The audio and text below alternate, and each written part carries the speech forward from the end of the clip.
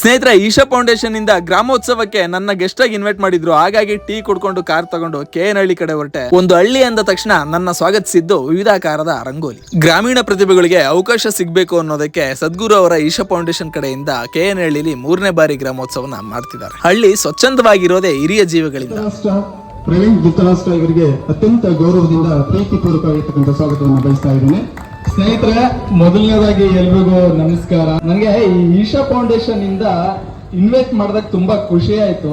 ಇನ್ನೊಂದೇನಪ್ಪಾ ಅಂತಂದ್ರೆ ಅವ್ರು ನಡೆಸ್ತಿರೋ ಅಂತ ಈ ಗ್ರಾಮೋತ್ಸವ ಅನ್ನೋದು ಹಳ್ಳಿ ಪ್ರತಿಭೆಗಳಿಗೋಸ್ಕರ ಮಾಡ್ತಿರೋದು, ಅದು ಇನ್ನ ಖುಷಿ ಆಯ್ತು. ಯಾಕಂದ್ರೆ ಹಳ್ಳಿ ತುಂಬಾ ಕಲೆ ಇದೆ. ಆಮೇಲೆ ನಮ್ಮ ಸಂಸ್ಕೃತಿನ ಉಳಿಸೋಕೆ, ನಮ್ಮ ಕಲೆನ ಉಳಿಸೋಕೆ, ನಮ್ಮ ಆಟಗಳನ್ನ ಉಳಿಸೋಕೆ ಅವರೊಂದು ಪ್ರೋಗ್ರಾಮ್ ಮಾಡಿದ್ದಾರೆ. ನಮ್ಮವ್ರು ನಮ್ಮನ್ನ ಮೊದಲು ಗುರುತಿಸ್ಬೇಕು. ಆ ಕೆಲಸನ ಅಲ್ಲಿಂದ ಈಶಾ ಫೌಂಡೇಶನ್ ಮಾಡ್ತಿದೆ. ಹಂಗೆ KN ಮಾಡ್ತಿರೋದು ನನಗೆ ಇನ್ನ ಖುಷಿ ವಿಚಾರ. ಇಲ್ಲಿಂದ ಮತ್ತೆ ನೀವು ರಾಜ್ಯ ಮಟ್ಟಕ್ಕೆ ಹೋಗ್ಬೇಕು ಅನ್ನೋದು ನನ್ನ ಆಸೆ. ಸಿಗೋಣ. ಈಶಾ ಫೌಂಡೇಶನ್